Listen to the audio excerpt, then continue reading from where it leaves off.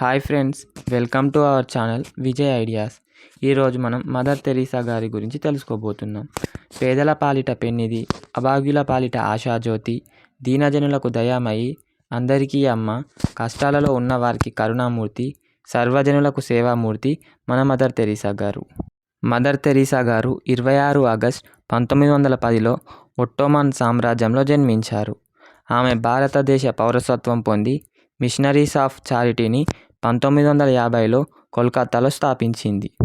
ఆమె 123 దేశాలలో 610 సంఘాలను కలిగి HIV, కుష్టు, క్షయవ్యాధిగ్రస్తులకు ధర్మశాలలను, గృహాలను స్థాపించింది.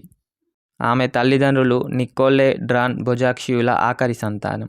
1996 నాటికి ఆమెకు 100కు పైగా దేశాలలో 517 శాఖలను నిర్వహించింది. 1979లో శాంతికి విఘాతం కలిగించే పేదరికాన్ని, దుఃఖాన్ని తొలగించేందుకు ఆమె చేసిన కృషికి నోబెల్ బహుమతి లభించింది. 1929లో మదర్ తెరీసా భారతదేశానికి వచ్చారు. 1980లో భారతదేశ అత్యున్నత పౌర పురస్కారమైన భారతరత్న పొందారు.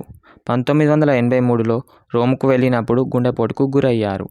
1989లో రెండవసారి గుండెపోటు వచ్చింది. 1997 సెప్టెంబర్ 5న మరణించారు.